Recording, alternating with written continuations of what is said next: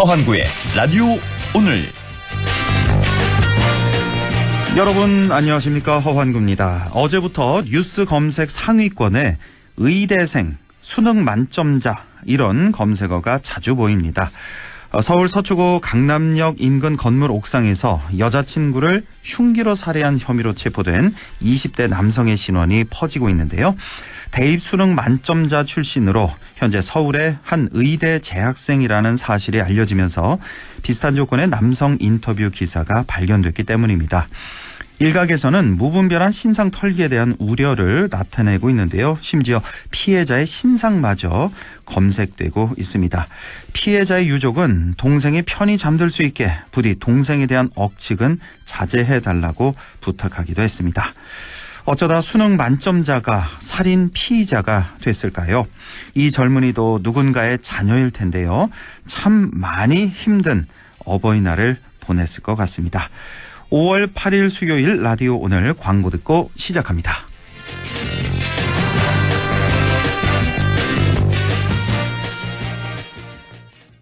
락토픽 이렇게 새로 오셨어? 건강하고 씩씩하게. 아이들도 락토픽. 혈당 케어 힘드시죠? 부모님도 락토핏 한케어. 우리 가족 장 건강엔 새로워진 락토핏. 우리 가족 맞춤 락토핏. 건강 건강기능식품입니다. 당신은 아마 아직 모를 거야. 장기렌트 숨은 강자 아마존카는 아마 믿지 못할 거야. 합리적인 이 가격을 아마존카. 장기렌트의 숨은 강자 홈페이지에서 실시간으로 확인해보세요. 아마존카. 안녕하세요, 남궁민입니다. 고객님들 덕분에 국민의 옷집 웰메이드가 50주년을 맞이했습니다. 웰메이드는 앞으로도 모든 순간을 고객님들과 함께하며 더 많은 사랑을 받을 수 있도록 노력하겠습니다. 모든 순간이 웰메이드이길. 웰메이드 50주년. 아기 낳고 펜츠 타자. 타이어뱅크가 올해 아기 낳은 부모님께 타이어 50% 할인, 넷째 출산 부모님께 타이어 무료 증정, 전국민 타이어 3+1 할인 행사에 추첨을 통해 펜츠까지. 대한민국 물가 잡는 타이어뱅크에 방문하세요. 타이어 바꿀 때 타이어뱅크. 이벤트 기간 12월 31일까지. 자세한 내용 홈페이지 참조.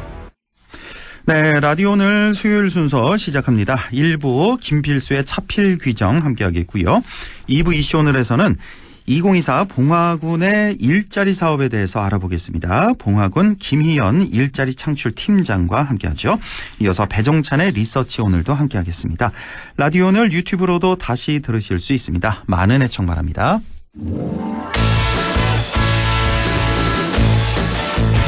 차에 필요한 귀한 정보, 김필수의 차필 규정, 대림대학교 미래자동차학부 김필수 교수와 함께합니다. 교수님 안녕하십니까? 네, 안녕하세요. 네, 오늘 어떤 얘기 나눠볼까요? 클래식카 들어보신 적 있으실 겁니다. 클래식카. 오늘은 그래서, 클래식카, 또, 이제 유사한 용어가 이제 올드카 이런 용어들이 있는데, 예. 이게 무슨 의미를 갖고 있고, 또 자동차 산업에 끼치는 영향, 또 과거를 통해서 미래를 지향한다, 이런 여러 가지 의미가 있기 때문에 종합적으로 살펴보고자 합니다. 예, 저도 뭐 사실 클래식카가 어떤 거지 정확한 개념을 잘 모르겠어서 뭐 예전 차, 뭐 단종된 차 아닐까 뭐 이런 생각이 좀 드는데요. 정확히 클래식카라는 게 뭔가요? 먼저 올드카부터 생각을 하셔야 되는데, 올드카는 오래된 차거든요. 예. 보통 몇 년을 두느냐, 법규 규정에 나와 있는 건 아닙니다. 근데 일반적으로는 최소한 20년 뭐 이상은 돼야지 올드카다 이렇게 얘기를 하는데, 클래식카는 이렇게 오래된 차에다가 역사적 의미나 사회적 의미, 또 뭐 시소 가치라든지 다양한 의미를 부여하는 차를 클래식카라 그래요. 전 세계에서 뭐 50대 한정 생산한 게 60년 전에 만든 차다, 뭐 이런 것들 있죠. 또는 예를 들어서 세계 유명 인사가 뭐 타고 다녔던 뭐 차인데 애지중지하던 뭐 애차다 뭐 이래가지고 그런 어떤 시소 가치가 있다든지, 또 뭐 처음 뭐 우리나라 같은 경우에는 문화재까지 지정된 게 뭐 우리나라 최초의 그 소방차, 대한민국 소방차 이런 거 근대문화재로 지정이 돼 있는데, 이런 모델들 의미를 부여한 게 클래식카다 이렇게 보고 있어서 국내에서도 이러한 클래식카 개념이 의미를 많이 부여를 해서 근대문화재로 지정을 하거든요. 그래서 국내에서는 17점 정도가 지정이 돼 있어요. 제가 이제 이 문화재청 자문하면서 이 부분에 지정을 하는데 관련했기 때문에, 그래서 뭐 예전에 고종황제 뭐 차든 첫차 뭐 이런 것들 예. 고궁 박물관에 전시돼 있지 않습니까? 예. 뭐 이런 모델부터 최근에 거는 예를 들어서 1975년 하면은 포니 현대차에서 만든 최초의 양산차가 1975년에 나와서 76년에 뭐 남미 쪽에 8대 수출했다 뭐 이런 거 들어보셨을 텐데 예. 그런 1975년 차를 거의 뭐 원상 그대로 찾아서 이걸 근대문화재로 지정을 했거든요. 예. 이런 것들이 다 클래식카라고 볼 수가 있는데 예. 국산차, 수입차 다양하게 있는데 아마 이런 관련된 산업도 많이 활성화돼야 되는데 국내는 불모지다 보니까 더더욱 아쉽다고 볼 수가 있습니다. 그렇군요. 그러니까 올드카, 클래식카 이런 용어를 쓰는데 그러니까 올드카 중에서 그러니까 오래된 차 중에서 또 뭐 역사성이라든지 사회적 의미 등등이 있는 차 이런 건 이제 클래식카다라는 말씀이신데 자, 우리 저기 이제 상주에 가면은 자전거 박물관이라고 있거든요. 맞습니다. 예. 혹시 자동차 박물관이 우리나라에 혹시 있는지 이것도 좀 있습니다. 있는데 있어요. 문제는 규모급 제대로 된 박물관, 뭐 보건실부터 이런 시스템이 제대로 돼 있는 박물관은 없다고 볼 수가 있어요. 그나마 이제 말씀드리면 그나마 용인에 있는 삼성 교통박물관이 보건도 예전에는 활성화돼서 조금이나마 규모가 됐는데 최근에 들어서는 그런 부분들이 많이 좀 축소되는 것 같아서 아쉬운 부분들이 있고요. 일단 규모 자체는 그렇게 아예 아주 큰 박물관은 아니라는 거고 또 경주 자동차 박물관 또 아마 제주도 가면 제주도 자동차 박물관 들어보셨어요? 예, 들어봤어요. 예, 이런 부분들이 어떤 공공기관이 합리적으로 하기보다 개인 박물관이 많습니다. 그러다 보니까 뭐 전문적으로 관리하는 뭐 큐레이터나 이런 경우도 그렇게 체계적으로 많지도 않고 한두 분만 계시거든요. 예. 그래서 이런 박물관들 처음에 개관할 때 제가 자문도 해줬었어요. 그리고 그래요. 삼성 교통박물관 같은 경우에도 뭐 많이 자문을 해줬었는데 지금 국내에서는 제대로 된 자동차 박물관이 없다 이렇게 말씀드릴 수가 있고요. 예. 국내에 하면은 자동차 제작사면은 가장 대표적인 게 현대기아차, 현대차 그룹 아닙니까? 예. 현대차 그룹이 이제 작년, 재작년 뭐 1위가 도요타, 2위가 폭스바겐, 3위가 현대차 그룹. 세계에서 가장 많이 판매된 차가 3위가 이제 현대차 그룹인데 그래요. 예. 10위권에 들어가 있는 글로벌 자동차 제작사 치고 박물관이 없는 게 현대차 그룹인데. 그렇습니까? 그러니까 아쉽죠. 예를 들어서 예, 그래서 지금 현재 현대차 그룹이 그 강남 삼성동 쪽에다가 본사를 짓기 시작을 했는데 아마 지으면서 그 안에다가 아마 자동차 제대로 된 박물관을 아마 넣을 것으로 지금 예상을 하고 있습니다. 그렇습니까? 예, 그래서 아마 예전에 나왔던 차부터 국산차 뭐 아시겠지만 아까 폰이 말씀드렸지만은 그 전에 1950년 초에 시발이라고 시발차. 예, 시발차 들어보셨을까요? 시작한다라는 뜻이죠. 출발한다라는 뜻인데 이거는 예전에 뭐 주한미군이 쓰던 차, 뭐 도람통이라 그랬죠. 이거를 햄머질 해가지고 펴서 차체를 만들고 일종의 C차 형태로 만든 택시가 이제 시발 택시였거든요. 이런 것부터 시작해서 대한민국이 자동차라는 개념이 시작이 됐는데 그게 그런 역사가 좀 없어요. 처음 우리가 이제 자동차 제작한 게 1950년대에도 있긴 있었군요. 시발차라고 있었습니다. 해서. 그때는 이제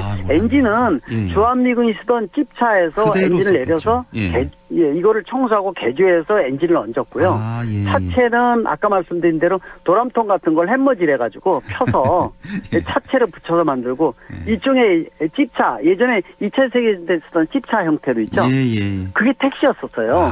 그걸 택시로 이용했군요. 그래서 그렇게 이제 수작업으로 만들었던 수작업 공방이었었죠. 그게 이제 발전이 돼서 1975년 현대차 포니가 최초의 양산 모델로 나와서 그 다음에 외국에 수출을 하기 시작을 했고 그래서 우리 대한민국의 자동차 역사는 한 50년 정도가 됐는데요. 그렇군요. 50년. 이 50년 동안에 선진국 수준으로 자동차 엔진과 변속기를 독자적으로 개발해서 세계 수준급의 자동차를 만든 선진 국가가 유일한 게 대한민국입니다. 기적이죠. 50년 동안에 기적. 선진국의 전유물이었어요. 근데 중요한 것이 이렇게 미래 모빌리티, 미래차는 잘 만들면서 니네 과거가 있느냐라고 물어봤을 때 아까 말씀 박물관 같은 거 있죠. 없는 겁니다. 제대로 된 게 없다. 현재. 그렇죠.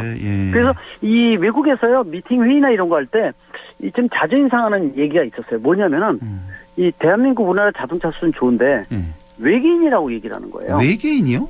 그래서 외계인 하게 되면 이게 우리가 외계인 하면은 기술이 굉장히 좋은 미래 기술을 갖고 있으면서 왔는데 기술은 좋은데 과거를 모르잖아. 어디서 왔는지 모르잖아요. 과거가 그러니까 외계인이라는 뜻은 과거가 없다는 뜻이니까 자존심 상하는 용어거든요. 그렇죠. 예. 예, 왜 그러냐면 자동차도 일반 다른 명품과 마찬가지로 명품 브랜드의 자동차는 과거를 통해서 100년 전부터 이러한 역사를 거쳐서 지금의 명품이 탄생했습니다라는 이 스토리텔링이 필요하거든요. 예. 근데 우리나라는 뚝딱 나왔는데 너네 어디서 왔어? 라고 하는 것 자체가 자존심 상하지만은요. 네. 그만큼 박물관이나 체계적으로 시스템이 안 돼 있기 때문에 나오는 용어이기 때문에 우리가 아까 말씀드린 대로 현대차 그룹 같은 데서 앞으로 박물관에 나오겠지만 체계적으로. 근데 이게 또 재밌는 게요. 예.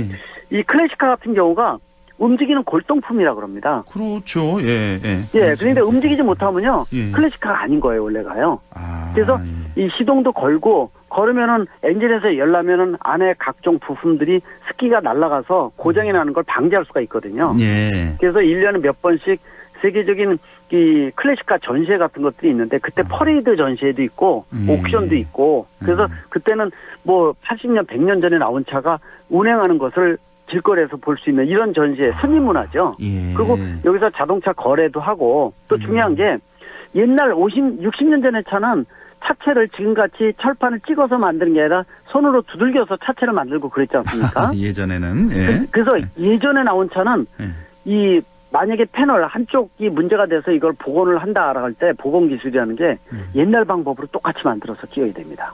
그러니까 철판을 찍어서 집어넣으면 안 돼요. 하나하나 그냥 다 손으로 그렇죠. 예, 만들어야 그렇죠. 되네요. 우리가 고궁 같은 경우에 복원을 할 때 돌이 있는데 돌을 기계로 자르면 안 되지 않습니까? 아, 맞아요. 우리가 예. 그 징을 갖고 석공들이 직접 두들겨서 이 망치를 두들겨서 하나하나 돌을 쪼아내는 방법 있죠. 그렇게 복원하는 것과 똑같이로 클래식카도 옛날 기술을 그대로 써야지 그 가치를 인정받는 거기 때문에 근데 그 가치가요. 세계에서 뭐 10대뿐이 없다. 근데 70년 전 차다. 부르는 게 가격인데요. 몇십억 원입니다. 한 대값이. 아우, 예. 예, 그래서 이런 문화가 국내는 아직 번호판도 못 붙이고 뭐 아직은 태생이 안 돼 있는데 법도 없어요. 근데 지금 부러운 게 뭐냐면요. 독일을 비롯한 선진국에서요.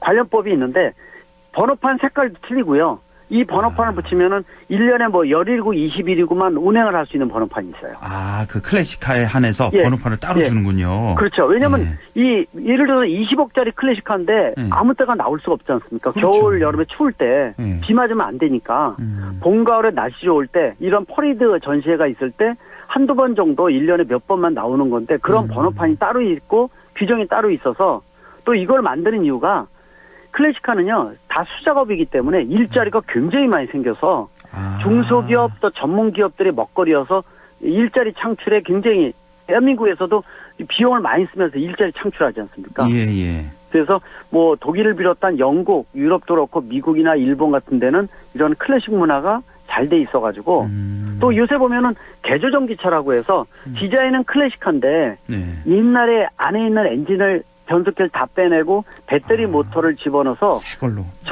전기차인데 외모는 디자인은 멋있는 클래식 디자인인 거죠. 아, 예. 이게 이제 개조 전기차라고 해서 미국 같은 데는 벌써 2, 3년 전에 이 중소기업에서 1년치 200대에서 500대 벌써 주문을 받아서 오, 대량 생산하네요. 예, 그렇죠. 이렇게 이제 만들어내는데 예를 들어서 예전에 디젤차나 가솔린 배출가스가 많이 나오는 거는 폐기시키고 전기차로 탈바꿈 하니까 환경 개선 효과도 2배가 되고 일자리도 수작업이니까 워낙 많이 생기고 또 환경적으로 탄소 중립에도 기여를 하고 뭐 등등 해가지고 이런 문화가 확산이 돼 있는데 대한민국은 앞만 보다 보니까 과거를 통해서 나오는 명품이 없다라는 거 문제점 또 이런 문화 법규 제도가 아직은 미비되어 있다는 게 상당히 아쉽다고 볼 수가 있죠. 그렇군요. 그러니까 클래식카를 이제 전기차로 개조하는 이런 경우도 이제 발생하고 있다. 그러니까 우리나라 이제 자동차 산업이 벌써 50년이 돼가니까 우리도 이제는 과거를 좀 클래식카를 좀 새롭게 좀 지켜나갈 레트로 그런 이런 중요성이 개념이라고 있다. 얘기를 하는데 레트로 좀 더 개념. 이런 부분에 크게 보고 정부나 이런 데서 관심 갖고 진행하시면 훨씬 더 좋은 모델, 일자리, 먹거리 또 과거를 통해서 미래를 지향한다라는 요새 디자인이 과거의 디자인에서 미래를 재해석하는 방법이 많이 나오는데 이런 것들도 굉장히 중요하다고 볼 수가 있습니다. 레트로 감성, 뭐 뉴트로 같이 뭐 뜨고 있다, 뭐 이런 얘기도 좀 있고. 자, 오늘 이렇게 클래식카에 대한 얘기 나눠봤는데요. 오늘 결론을 좀 정리해서 좀 말씀해 주신다면요. 네, 대한민국은 이 선진국을 많이 흉내내서 진행을 했었고 또 벤치마킹도 많이 했습니다. 근데 이제는 우리가 주도를 해야 되는데 가장 아쉬운 미비된 낙후된 분야가 클래식카, 클래식 이 관련 법규, 또 클래식 일자리 라는 측면, 그리고 박물관 하나 제대로 없다는 이런 전체적인 부분이 있기 때문에 우리가 이제 수소차, 전기차 잘 만들지만은 과거를 통해서 미래를 지향한다라는 이 한 줄이 굉장히 중요한 의미를 갖고 있습니다. 그래서 먹거리와 일자리 또 미래의 어떤 자동차 모빌리티의 개념을 과거를 통해서 나온다라는 거. 그래서 클래식카, 올드카의 개념을 재정립하고 또 이런 관련 산업을 확산시킬 수 있는 계기가 마련됐으면 하는 생각이 듭니다. 예, 뭐 일자리 측면에서 이제 수작업이 많으니까 충분한 또 일자리도 양산할 수 있다. 그런 개념에서 이제 클래식카 산업을 좀 관심을 가져야 된다라는 말씀까지 들어봤습니다. 맞습니다. 예, 자, 지금까지 대림대학교 미래자동차학부 김필수 교수와 함께했습니다. 고맙습니다. 네, 감사합니다. 네, 라디오 오늘 2부에서 뵙겠습니다.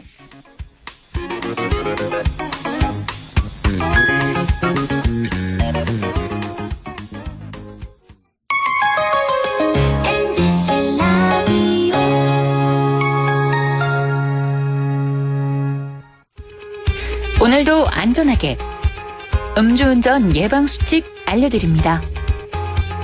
첫 번째, 술자리가 예정된 경우 미리 귀가 방법을 정하고 차는 가져가지 않는 것이 안전합니다. 두 번째, 음주 후 자전거나 전동 킥보드를 이용하는 것도 음주운전 처벌 대상에 포함됩니다. 세 번째, 과음을 한 다음 날에는 대중교통을 이용해주세요. 숙취 음주운전 역시 처벌 대상입니다. 네 번째, 음주운전을 방조하는 경우에도 3년 이하의 징역형 또는 1,000만 원 이하의 벌금형에 처해질 수 있습니다. 적극적으로 말려주세요. 위험한 음주운전 미리 예방하여 소중한 생명을 지켜주세요.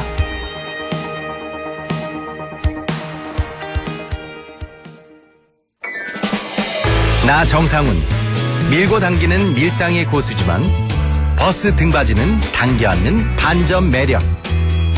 운동하며 흘린 땀을 사랑하지만 헬스기구에 묻은 땀은 꼭 닦아주는 반전 매력. 연기할 땐 거침없이 선을 넘지만 주차할 땐 절대 선을 넘지 않는 반전 매력. 이런 게 바로 지킬 건 꼭 지키는 반전 매너. 나부터 더 매너 있게, 서로에게 더 매력 있게. 공공장소 매너 함께 지켜주실 거죠? 공익광고 협의회.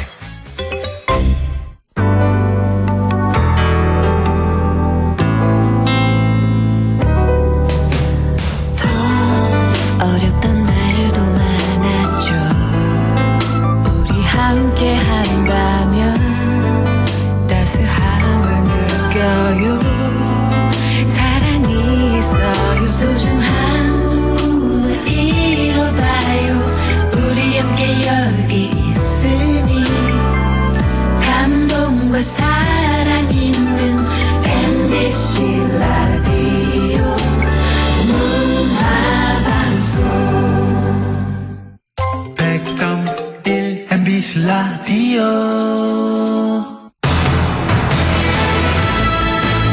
네, 6시 23분 37초 지나고 있네요. 라디오 오늘 2부 이슈 오늘 시작합니다.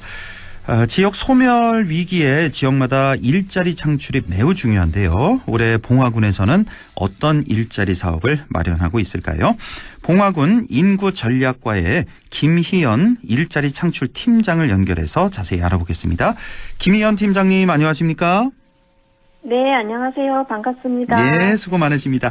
자, 지역마다 인구 감소로 위기를 겪고 있는데요. 인구 증가를 위해서 무엇보다 일자리가 중요하겠죠. 자, 봉화군에서도 일자리 창출을 위해서 많은 노력을 기울이고 계시죠? 네, 그렇습니다. 우리 군도 저출산 초고령화에 인구 감소가 심각한 상황입니다. 네. 인구 감소에 대응하기 위해서는 일자리를 늘리는 것이 매우 중요한데요. 그래서 봉화군에서는 인구전략과의 일자리 창출팀을 배치하여 정주를 위한 양질의 전문 일자리 창출의 다방면으로 노력하고 있습니다. 네.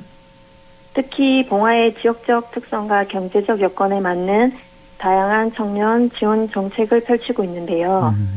지역주도형 청년 일자리 창출 인건비 지원 사업, 청년 창업 지원 사업, 청년 네트워크 활성화를 위해 힘쓰고 있습니다. 예. 자, 특히 특히 청년 인구 유출을 막고 또 반대로 유입을 늘리는 게 중요한데요. 봉화군에서는 청년 인구 유출 방지를 위해서 어떤 노력을 기울이고 계신지요? 예. 청년이 봉화의 힘이라고 생각합니다. 예비 청년 창업가에게 사업에 필요한 사업화 자금을 지원해주고 있고요. 네. 안정적인 지역 정착을 위해 전입하는 청년에게 매월 10만 원씩 3년간 월세를 지원하고 주택 임차료도 지원하고 있습니다. 예. 그리고 봉화군 자체적인 지역 정착 지원 사업으로 소상공인 가업승계 청년 지원 사업을 추진하고 있습니다. 예, 사업화 자금도 지원해주고 전입하는 청년에게 매월 10만 원씩 3년간 월세도 지원하고 주택 임차료도 이렇게 지원하고 있다는 말씀이신데 그 마지막에 소상공인 가업 승계 청년 지원 사업이라는 게 있는데 좀 생소한데요. 좀 더 자세히 알려주신다면요. 예. 소상공인 가업승계 청년 지원 사업은 지난해부터 추진한 군 자체 사업인데요. 예. 청년이 부모님의 가업을 승계하여 운영하면 최대 3년간 월 100만 원을 지급해서 파격적인 인센티브를 제공하고 있습니다. 예. 청년 인구가 계속 줄고 있는데 고향으로 돌아와 가업을 잇겠다는 청년들의 관심도가 아주 높은 편입니다. 지난해에는 6개 사업장이 모집되었고 올해도 6개 사업장을 모집하려고 하는데요.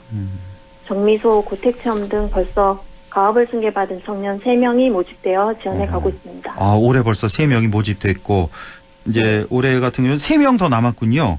그렇죠? 네. 예, 6개 사업장 올해도 모집하는데 자, 그러니까 청년이 부모님의 가업을 승계해서 운영하면 최대 3년 동안 월 100만 원씩 지급하겠다. 예, 이런 인센티브를 그럼 3년 동안 총 3,600만 원 이렇게 지원을 하는 거군요. 가업을 승계하면. 예. 네.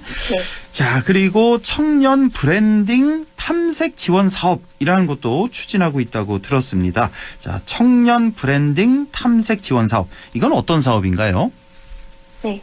청년 브랜딩 탐색 지원 사업은 지방 소멸 대응 기금 11억 예산으로 추진하는 신규 사업인데요. 예. 올해부터 내년까지 추진할 계획입니다. 지역 청년 유출을 방지하고 도시 청년의 지역 탐색을 지원하기 위해서 관내 청년 단체 5팀에 단체당 청년 활동비 1억 원을 최대 2년간 지급하는 사업입니다. 예. 봉화에서 활동하는 창업을 준비하거나 개인 사업을 진행 중인 청년들에게 청년 주도의 지역 변화 프로그램을 지원해서 프리랜서 청년에게 아이디어 실현 기회를 제공하고 지역 활동에 정착할 수 있도록 하려고 합니다. 예. 그리고 외지 청년에게는 지역에서 살아보고 창업 가능성을 실험하는 지역 탐색 체험 프로그램을 운영해서 생활 인구 증가를 기대하고 있습니다. 그렇군요. 청년 브랜딩 탐색 지원 사업. 이거는 관내에 있는 청년 단체 5곳에 단체당 활동비 1억 원을 지급한다. 네. 그래서 최대 2년간 이렇게 지급하는 사업이 되겠군요. 자, 그리고 외부 청년 인구 유입을 위한 정책이겠죠. 도시의 청년들이 지역에 와서 살아볼 수 있는 기회를 제공하기도 하던데요. 자, 지금 봉화군은 어떻습니까? 네. 앞서 말씀드린 대로 청년 브랜딩 탐색 지원 사업 내용으로 외지 청년의 정착 도모를 위해서 지역 체험 프로그램으로 단기적, 장기적 프로그램을 운영하려고 합니다. 네. 그리고 저희 부서에서 추진하는 사업은 아니지만 농촌 활력가에서 기농 기촌 사업으로 농촌에서 살아보기 과정이 있는데요. 네. 청년에 한정되지는 않지만 타 지역 도시민에게 최장 3개월간 국어 연수 프로그램, 일자리 체험 기회를 제공하고 있습니다. 예. 청년 가족 단위로 참여하게 되면 가점이 있다고 합니다. 청년이면서 또 가족 단위로 오게 되면 가점이 있다. 그러니까 농촌에서 한번 살아봐라 하는 최장 3개월 동안 뭐 주거라든지 연수 프로그램, 일자리 체험 기회를 제공하고 있다. 봉화군에서는. 자, 실제 봉화에 와서 창업을 하고 또 성공적으로 운영해 나가고 있는 그런 청년 창업가들도 있습니까? 네, 그렇습니다. 봉화에도 20, 30대 창업을 준비하는 청년들이 생각보다 많더라고요. 예. 지난해 경북 청년 예비 창업가 육성사업 등 4개 사업으로 청년 창업을 지원하였고 총 8명의 지역 청년 창업가가 성공적인 창업을 하였습니다. 예. 청년 창업가 간의 네트워크를 형성하고 전진지 답사, 동아리 활동을 지원하는 로컬 크리에이터 활성화 지원 사업도 운영하고 있는데요. 이 사업은 군수님 공약 사업이기도 합니다. 예. 지난해 12월에는 청년 창업가들이 한자리에 모여 성과 공유회를 가지기도 했는데 청년들의 반응이 너무 좋았습니다. 카페 창업이 많았는데 올해는 다양한 분야의 예비 창업가를 모집하려고 합니다. 아, 주로 카페 창업이 많았군요. 예. 네. 자, 봉화군에서는 현재 공공 일자리 사업 참여자를 모집하고 있다고요? 네. 취약계층에게 안정적인 일자리를 제공하려고 공공근로사업과 지역 공동체 일자리 사업을 추진하고 있는데요. 네. 1월에 상반기 근로자를 모집해서 3월부터 공공근로 23명, 지역 공동체 일자리 9명이 근무를 하고 계십니다. 상반기 사업은 6월까지 추진하고 하반기 사업 참여자는 5월 중순 곧 다시 모집해서 7월부터 5개월간 근무할 예정입니다. 네. 공공근로 사업 25명, 지역 공동체 일자리 10명 모집을 계획하고 있는데 참여자 모집 시 많이 참여해 주시면 좋겠습니다. 예. 자, 청년들이 많이 와서 살아가는 그런 매력적인 봉화군이 됐으면 좋겠습니다. 향후 또 다른 계획이나 바람이 있으시다면요? 예. 앞으로도 다양한 청년 지원 정책을 추진해서 외부로 유출되는 청년의 지역 정착을 유도할 것이고요. 네. 우리 지역에 활력 넘치고 역동적인 지역 이미지를 만들고 말씀하신 대로 청년들에게 매력적인 봉화가 될 수 있도록 노력하겠습니다. 네. 마지막으로 봉화를 이끌 청년들과 자주 소통의 자리를 마련해서 다양한 청년 정책을 발굴하고 청년들이 살고 싶어하고 청년이 이끌어가는 봉화가 되었으면 합니다. 네, 알겠습니다. 오늘은 2024 봉화군의 일자리 사업에 대해서 알아봤습니다. 지금까지 봉화군의 김희연 일자리 창출 팀장과 함께했습니다. 팀장님 고맙습니다. 네, 감사합니다. 라디오 오늘에서는 청취자 여러분의 참여를 기다리고 있습니다. 우리 지역에서 발생한 사건 사고 소식이나 함께 토론하고 싶은 내용을 안동 MBC 홈페이지 라디오 오늘 게시판에 올려주시기 바랍니다. 전화와 문자 참여도 하실 수 있습니다. 전화는 851국에 7191번, 문자는 샵 0913번으로 보내주시면 됩니다. 문자는 단문 50원, 장문 100원의 정보 이용료가 있습니다. 여러분의 많은 참여 바랍니다.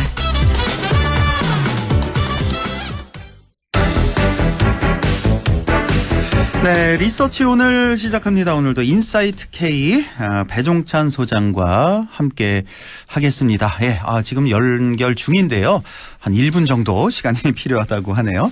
여기서 노래 잠깐만 듣고 연결되면 바로 이어가겠습니다. 양희은의 엄마가 딸에게 함께 들으시죠. 난 잠시 눈을 붙인 줄만 알았는데 벌써 늙어 있었고 넌 항상 어린 아이일 줄만 알았는데 벌써 어른이 다 되었고 난 삶에 대해 아직도 잘 모르기에 너에게 해준 말이 없지만 네가 좀 더 행복해지기를 원하는 마음에 내 가슴 속을 뒤져 할 말을 찾지. 공부해라 아니야 그건 너무 교과서야. 성실해라 나도 그러지 못했잖아. 사랑해라 아니야 그건 너무 어려워. 너의 삶을 살아라.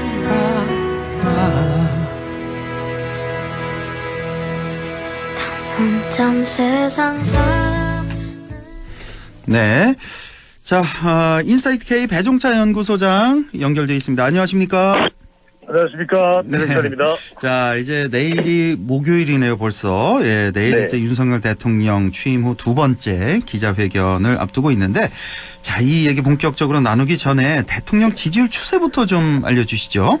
네.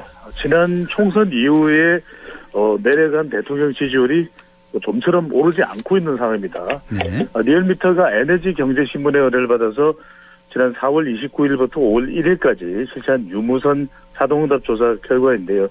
윤석열 대통령 국정수행에 대해서 어떻게 평가하는지 물어봤습니다. 잘하고 있다는 긍정평가 30.3%로 나타났고요.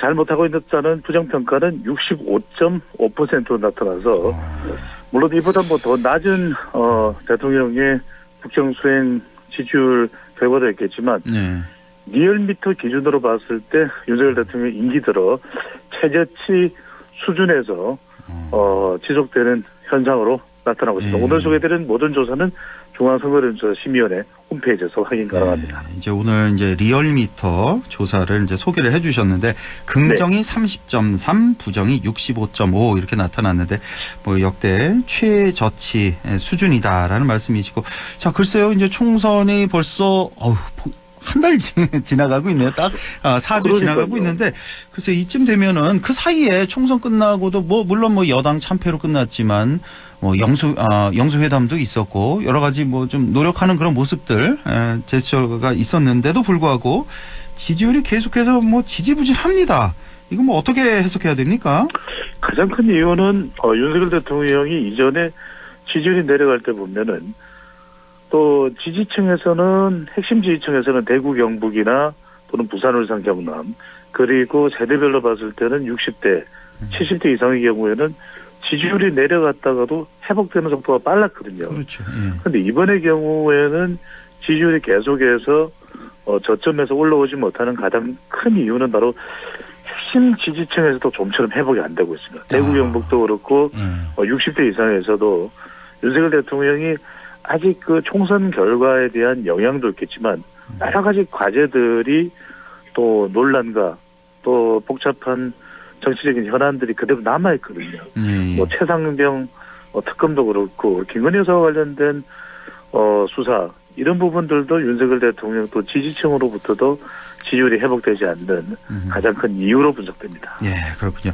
자, 이제 내일 오전 10시부터 기자회견이 열릴 텐데 글쎄요, 뭐 국민들은 딱 두 갈래로 나뉘어지는 것 같습니다. 그래도 오랜만에 열리는 기자회견이니까 뭔가 좀 들을 만한 가치 있는 응답이 나오지 않을까 기대하는 그런 층도 있을 테고, 아니다 예전 마찬가지로 뭐 뻔한 질문에 뭐 핵심을 찌르는 그런 질문은 없고 뭐 그냥 중언부언하는 좀 지루한 그런 기자회견이 되지 않겠냐, 뭐 그렇게 예상하는 분들도 이렇게 나뉘고 있는데, 자 궁금한 게 하나가 거기 이제 현장에 이제 기자들이 많이 있지 않습니까? 그 어떤 핵심 질문을 할 수 있을까 기자들이, 뭐 꼬리에 꼬리를 다는 질문. 자 여기에 대해서 어떻게 보십니까? 저는 할 것으로 보입니다. 왜냐하면 윤석열 대통령도 그렇습니다. 지금 총선 결과로 임기 내내 이제 여소야대 국면이 이어지는데 이런 꼬인 문제들이 해결되지 않고는 돌파구를 마련할 수가 없거든요. 그리고 무엇보다도 대통령실에서 선제적으로 어떤 질문이든지 해라. 또 일부 보도에서는 이원석 검찰총장이 명품백 관련해서 물론 뭐 총선 영향 때문에 수사를 서두르지 않았다고는 하지만 좀 김건희 여사 특검법에 대한 방탄 아니냐 이런 성격의 지적도 나오기는 합니다만 엄중 수사라고 한 것은 이 부분에 대해서 윤석열 대통령은 성역이 없다. 철저하게 수사라는 것을 또 기자회견에서 강조하지 않겠느냐. 물론 이제 기대 차원에서 나오고 있는 전망입니다. 또 최상병 특검법 관련해서도 심지어는 안철수 의원도 다음 투표 때는 찬성표를 던지겠다. 이런 또 반응까지 나오고 있는 상황에서도 여론이 너무 안 좋습니다. 이런 상황에서 윤석열 대통령이 이재명 대표와 용산 해동도 했지만 그 성과가 의미가 무색해질 정도로 또 여야 대치 국면으로 들어갈 수밖에 없거든요. 그렇다면 일부 보도에서 나오는 거지만 뭐 조건부이긴 하지만 그 조건을 많이 달지 않고 최상병 특검법을 전격적으로 수용한다라는 의견을 윤석열 대통령이 기자회견에서 밝히지 않겠냐 이런 전망도 나오고 있습니다. 그런 부분도 좀 기대는 하고 있습니다. 또 하나가 이제 의료개혁과 관련된 부분인데 이 부분도 일부 대학에서는 정원 숫자를 늘리는 것에 대해서 교수 이 평의회에서 부결이 되는 뭐 그런 경우도 있었다고 하기 때문에 윤석열 대통령도 최근에는 꼭 이 숫자에 대해서 고집하는 그런 발언들이 계속 이어지지는 않고 있습니다. 그런 걸 본다면은 좀 야권이 참여하면서 전반적인 의료개혁 숫자보다는 의대 정원 숫자보다는 더 강조하는 그런 또 그렇다고 해서 의대 숫자를 늘리지 않지는 않을 겁니다. 더 늘리게는 될 텐데 그 부분은 좀 더 유연하게 조정하는 여지를 두고서 또 기자회견에서 강조할 것이다. 그렇지 않다면 방금 전에 이 허한고객께서 말씀하신 대로 정작 뭐 정말 오랜만에 하는 기자회견인데 정작 내용은 없었다. 붕어빵 안에 단팥은 없었다. 팥은 없었다.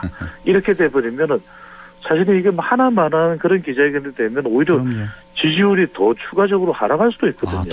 오히려 더 하락할 수도 있다. 그럴 수도 있죠. 그렇게 본다면 지금 30.3 정도의 지지율로서는 거대 야당과 윤석열 대통령이 이 민생연단위가 통과시켜달라 이런 주문을 하기가 매우 어려워집니다. 그렇다면 결국은 지지율이 적어도 리얼미터 기준으로는 40%대 중후반, 한국갤럽 조사로는 40%대 초중반까지는 가야 그래도 대통령 지지율이 이 정도는 되는데 야당이 해도 넘어간다.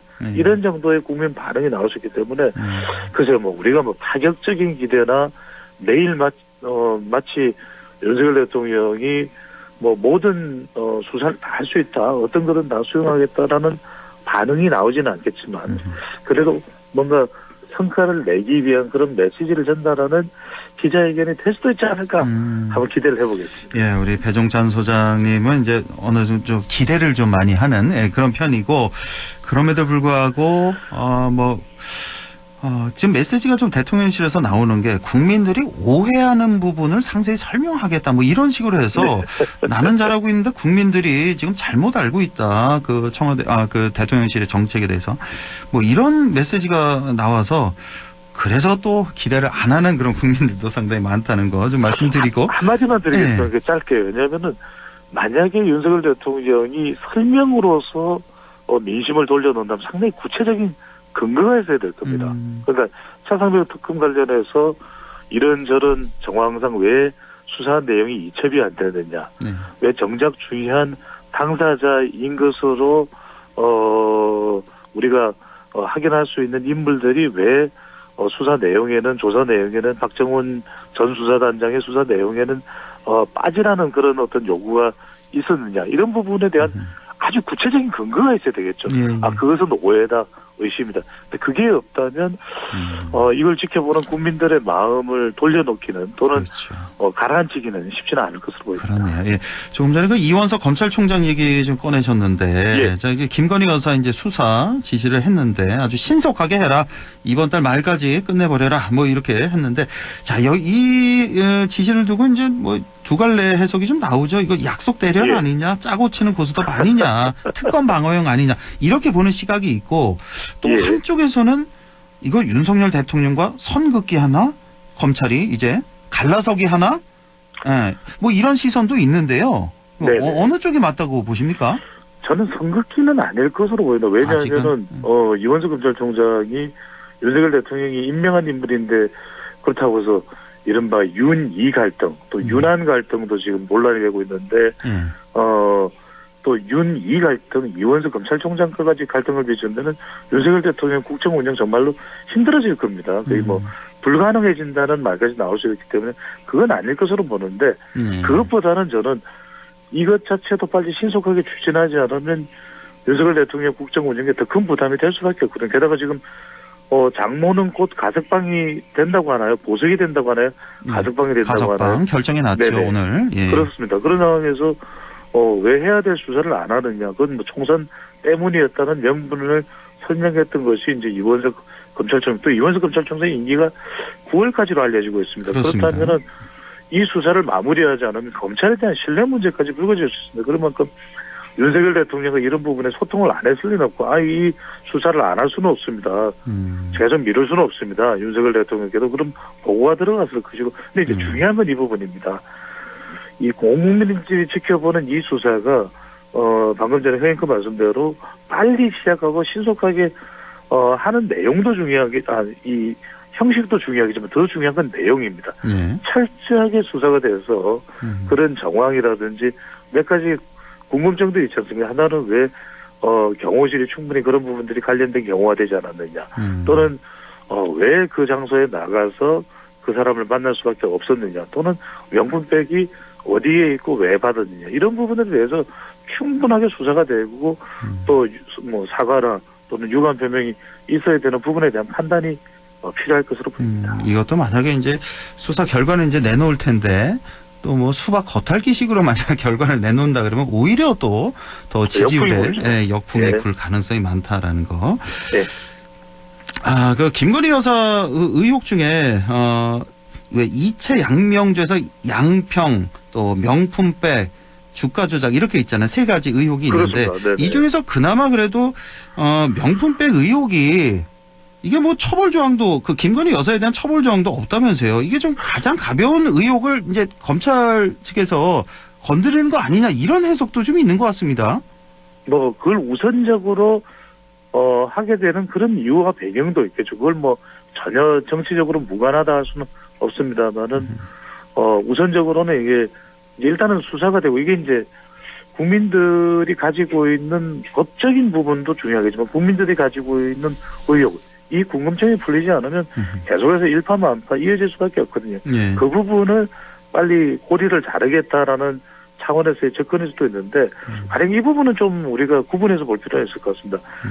서울 양평간 고속도로는 김건희 여사 일가의 땅이기 때문에 이것을 김건희 여사를 직접적으로 조사해서 밝혀질 수 있는지 여부에 대한 것은 또 다른 차원일 수 있습니다. 그래서 그 부분은 국토교통부나 그것이 왜 양서면이 아니라 강서면으로 바뀌게 된 제도적이고 행정적인 부분을 우선적으로 정치적인 어떤 개입이 있는지 여부, 이 부분이 이제 먼저 밝혀지고 그 다음 수순으로 넘어가야 될 부분으로 보입니다. 그러니까 그 수사를 왜 시작을 안 하냐 이거죠. 그러니까 이 명품백 논란보다도 훨씬 더 오래된 일인데 주가 조작 의혹도 마찬가지고 그래서 이제 계속해서 이제 특검 얘기가 나오는 거고 자 그리고 또 지금 오늘 하루 종일 핫했던 게 영수회담 우리 지난주 월요일에 했잖아요. 그렇습니다. 영수회담 비선 논란이 지금 있는데 자 이거 잠깐만 좀 설명을 드리자면 함성득, 임혁백 두 교수가 이거 영수회담 뒤에서 가교 역할을 한 거 아니냐, 비선에서 이제 역할을 한 거 아니냐. 그러니까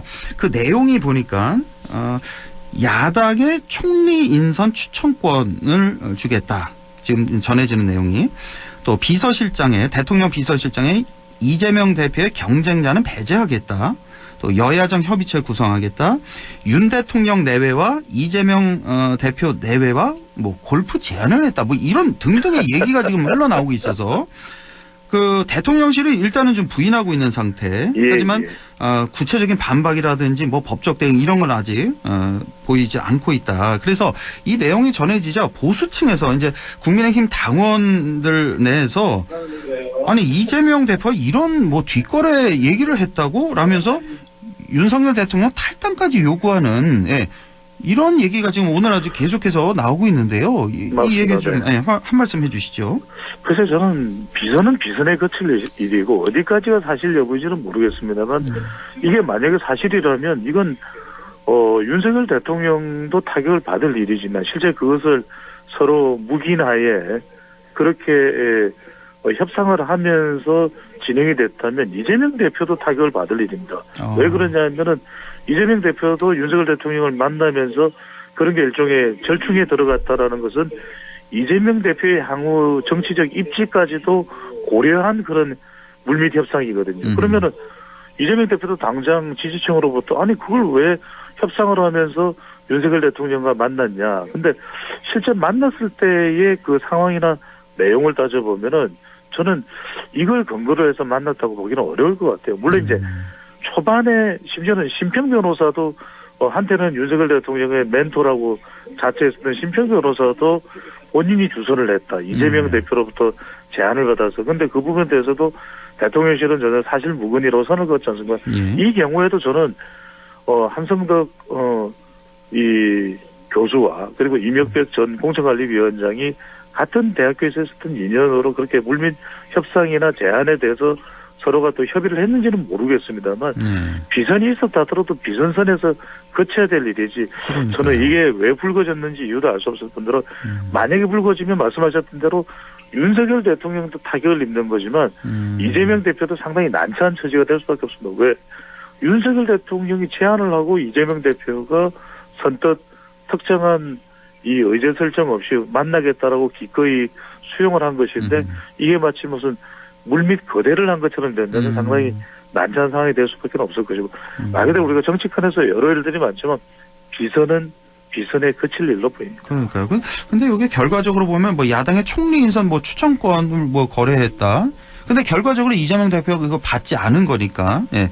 그래서 그렇게 영향이 있을까 그런 싶기도 제안을 하고. 시도했는지는 모르겠습니다만 또 그것이 뭐 윤석열 대통령이 선제안을 포함한 내용인지 아니면은 이른바 비선 차원에서 접촉을 한 사람들이 의중 속에 담겨서 그냥 시도가 된 것인지는 말 수가 없는 것이니까. 알겠습니다. 하지만 그렇다 하더라도 여하간에 그런 부분들은 비선에 거칠 일이지 마치 실제 그런 것처럼 정치적으로 포장이 돼서 전달된 사안은 아닐 것으로 보입니다. 예. 자, 시간이 한 1분 30초 정도 남았는데요. 지금 국회의장에 대한 관심이 점점 더 높아지고 있습니다. 자, 그러니까요. 추미애냐 정성호냐 이 두 명의 싸움 같네요. 결국은. 그렇습니다. 예. 대체로 지금 뭐 여론을 따져본다면은 뭐 다른 뭐 조건 따질 것 없이 뭐 추미애 당선인 가능성이 높다고 봐야 되겠죠. 하나하나 이제 추미애 당선인이 국회의장이 될 경우에 이제 민주당 내부에서 저도 잠깐 취재를 해봤습니다만 우려하는 부분은 한때 이 문재인 정부 때 추윤 갈등으로 윤석열 당시 검찰총장의 존재감이 국민의힘 지지층 내에서 상당히 높아지지 않았습니까? 그런 부분에 대한 우려가 있는 것 같아요. 그러면 굉장히 이 총선에서 압승을 거두었음에도 불구하고 자칫 잘못하면 그런 식으로 간다 그러면 상당히 민주당이 난처한 상황이 될 수도 있기 때문에 그렇다면 좀 더 안정적인 선수는 하나 낫지만 우선인 정성호 의원이 더 안정적이지 않냐는 이런 의견이 이제 민주당 의원들 사이에서 적극적으로 제기되고 있는 것으로 보입니다. 그러니까요. 이제 민주당 지지층 사이에서 이제 추미애 의원이 상당히 좀 인기가 많은데 하지만 이건 국회의장은 국회의원들이 뽑는 거잖아요. 그렇죠? 뭐 여론조사 이런 게 아니라 국회의원들이 뽑으니까 지금으로 봐서는 정성호 의원이 될 가능성이 높다 뭐 이렇게 보시는 거군요. 그렇습니다. 막판 반전은 뭐 조정식 의원도 아니라고 할 수 없고요. 저는 이재명 대표의 고심이 지금 상당히 깊어지는 상황과 국면으로 보입니다. 아직까지 시간은 있으니까 16일 투표를 하게 되나요? 그러면 이제 17일 결정이 17일 안으로는 이제 결정이 되는 것이기 때문에 좀 지켜봐야 되겠습니다. 알겠습니다. 지금까지 인사이트 K 배종찬 소장과 함께했습니다. 고맙습니다. 감사합니다.